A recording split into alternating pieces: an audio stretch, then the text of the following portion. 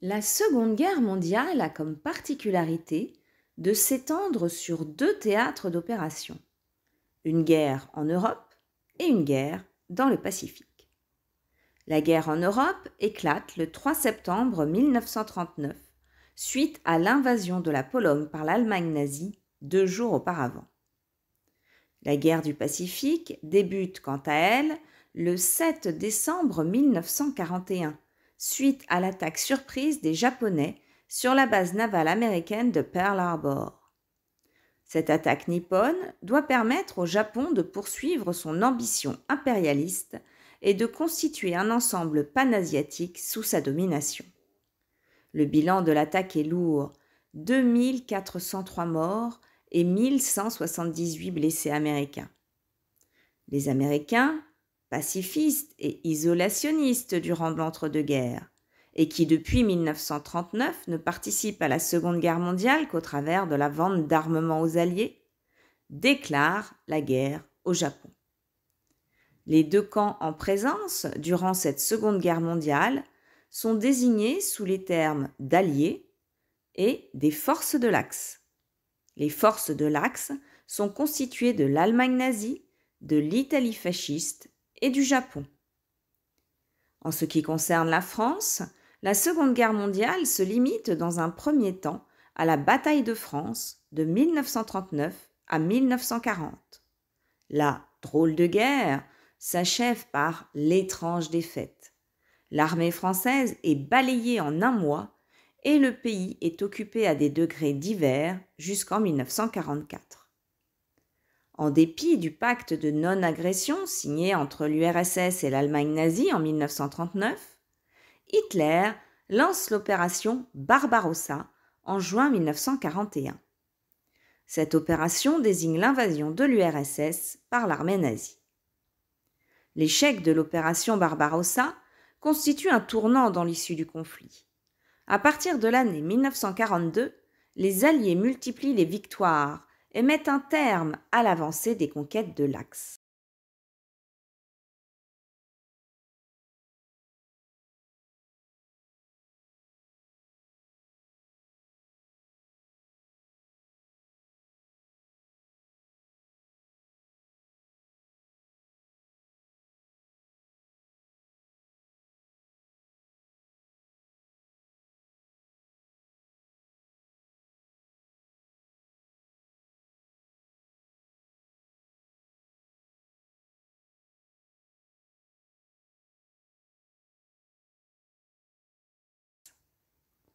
Le 6 juin 1944, plus de 130 000 soldats alliés débarquent sur les plages de Normandie dans le cadre de l'opération Overlord. Le 25 août 1944, Paris est libéré. Le débarquement en Normandie est renforcé par le débarquement de Provence le 15 août. Les deux armées fusionnent en Bourgogne le 12 septembre. La France est libérée grâce aux Alliés et à l'action des résistants. Sur le front de l'Est, Staline lance l'opération Bagration le 22 juin 1944. Des milliers de canons, de chars, d'avions soutiennent l'effort de plus d'1 million de soldats déployés pour cette opération. Cependant, malgré ces défaites et le repli de l'armée du Reich, l'Allemagne nazie poursuit les combats. Il faut attendre le 8 mai 1945 pour que l'Allemagne capitule sans condition. En août 1945, les Américains décident de mettre un terme à la guerre du Pacifique avec l'utilisation de la bombe atomique sur Hiroshima le 6 août, puis sur Nagasaki le 9 août. À Hiroshima, l'explosion de la bombe provoque immédiatement la mort de 140 000 personnes. Les survivants de l'explosion, irradiés, meurent quelques jours plus tard dans d'atroces souffrances. Le nombre de Japonais morts de cancer sur le long terme n'a jamais été évalué. Le Japon capitule le 2 septembre 1945, marquant la fin de la Seconde Guerre mondiale sur l'ensemble des fronts.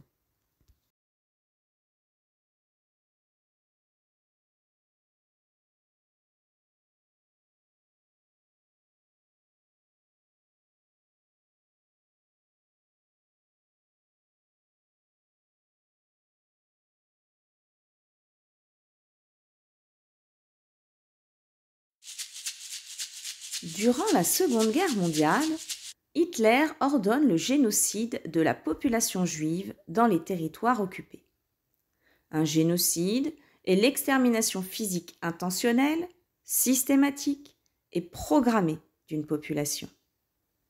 Les nazis envoient des escadrons mobiles de la mort, nommés Einsatzgruppen, dans l'ensemble des pays conquis, afin d'exécuter en masse les personnes considérées comme des ennemis du Reich, les juifs, les communistes, les tziganes, les handicapés. Entre 1941 et 1943, ces escadrons ont exécuté et fusillé plus d'1 million de personnes. La décision de l'extermination de la population juive est prise dès l'été 1941, mais c'est à la conférence de Wannsee, le 20 janvier 1942, que les moyens industriels du génocide sont mis en place. C'est la solution finale. Il s'agit d'organiser le génocide juif par le biais de la construction de camps d'extermination en plus des camps de concentration. À partir de 1941, 6 camps d'extermination sont créés: Chelmno, Belzec, Sobibor, Treblinka, Auschwitz et Majdanek. Les Juifs sont déportés en train à travers toute l'Europe. Sélectionnés dès leur arrivée sur la rampe de triage, une majorité est directement envoyée dans les douches. Ils y sont gazés, puis brûlés dans des fours crématoires. Ceux qui ne sont pas immédiatement gazés sont mis au travail forcé et agonisent sous la cruauté des coups des SS, par manque de nourriture, sous l'action du froid et des maladies. L'horreur de la découverte des exactions nazies à la suite de la libération des camps par les Alliés en 1945 traumatise l'Europe et le monde. 6 millions de Juifs et 220 000 Tziganes périssent sous les balles des Einsatzgruppen ou dans les camps. 1,1 million de personnes sont mortes à Auschwitz, dont 1 million de Juifs.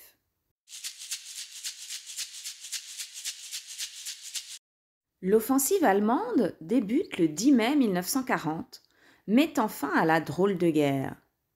Le 14 juin, les armées allemandes atteignent Paris. En moins de 5 semaines, l'armée française est balayée. Le gouvernement et les assemblées législatives partent pour Bordeaux et confient la présidence du Conseil au maréchal Pétain, héros de la Première Guerre mondiale.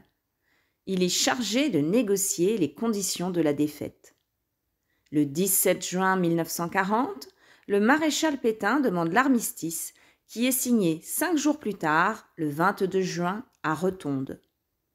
Toute la partie nord du territoire français est occupée par l'Allemagne, qui exige que les frais d'occupation de son armée soient pris en charge par la France.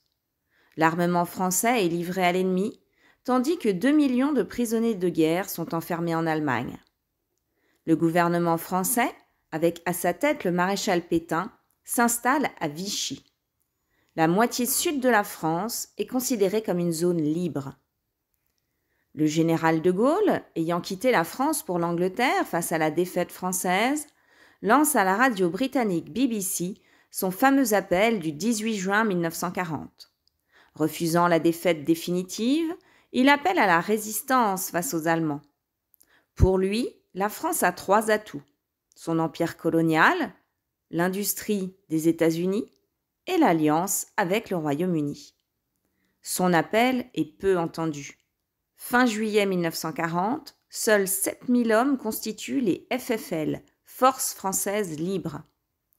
Le 10 juillet 1940, le maréchal Pétain se fait octroyer les pleins pouvoirs par 82% des parlementaires. C'est la fin de la Troisième République et le début officiel du régime de Vichy.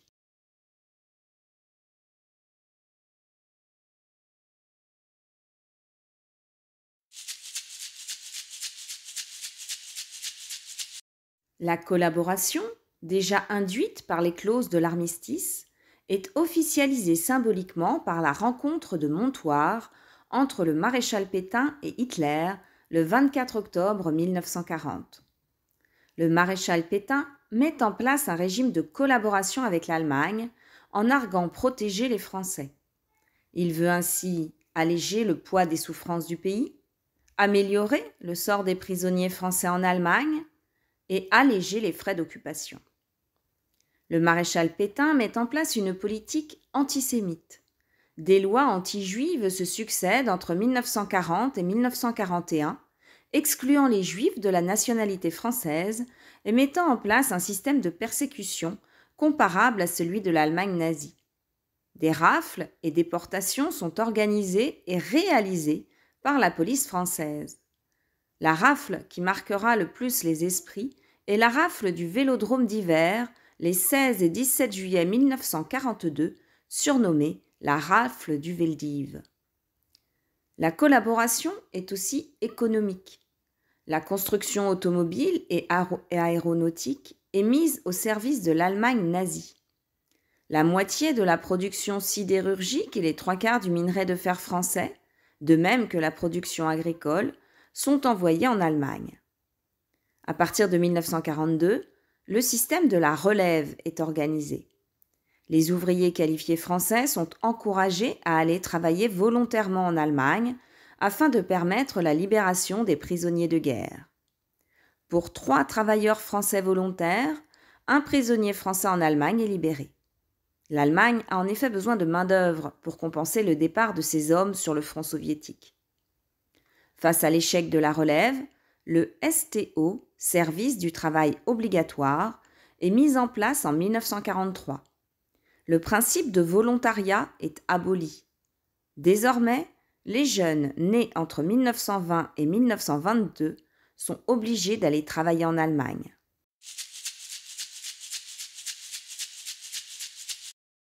Le nom de régime de Vichy désigne le régime politique autoritaire dirigé par Philippe Pétain durant l'occupation du pays par le Troisième Reich. Le gouvernement siège à Vichy, situé en zone libre. Ce régime est désigné sous le nom d'État français. La devise républicaine, liberté, égalité, fraternité, est remplacée par travail, famille, patrie, qui traduit la politique réactionnaire, nationaliste et nataliste du régime. Pétain personnalise le régime et embrigade la population. Le maréchal Pétain cumule l'ensemble des pouvoirs, exécutifs et législatifs. Ministres, magistrats, fonctionnaires doivent prêter un serment de fidélité à Pétain. Les assemblées locales sont épurées et les maires sont désormais nommés par les préfets. Une intense propagande se met en place en parallèle de la création d'un service de censure. L'adhésion d'une grande partie de la population au maréchal Pétain s'explique, selon Henri Amouroux, par le profond désarroi des Français au lendemain de la défaite. Pour Jean-Pierre Azéma, il s'explique par un maréchalisme de base dans lequel le maréchal Pétain est perçu comme un protecteur. Le général de Gaulle organise la résistance extérieure et veut unifier la résistance intérieure. En effet, en France, à côté des actions de résistance individuelle, des réseaux de résistance s'organisent, tels Combat, Francs-Tireurs, Libération Sud. Ces réseaux agissent de manière unilatérale, sans complémentarité les uns par rapport aux autres. Leurs actions sont multiples: contre-propagande, actions de sabotage, évasion de prisonniers, recueil de renseignements. En 1942, Jean Moulin tisse des liens entre les mouvements de résistance et distribue des subventions. Afin de mieux coordonner leurs actions et surtout donner une visibilité à la résistance française aux yeux des Alliés, le général de Gaulle confie à Jean Moulin la responsabilité de fédérer ces mouvements.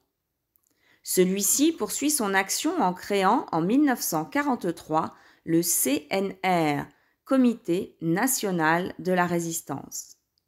Le CNR rassemble les mouvements de résistance, mais aussi les partis politiques et les syndicats.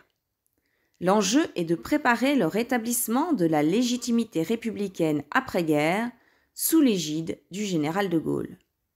Les FFI, Forces françaises intérieures, sont créées en 1944.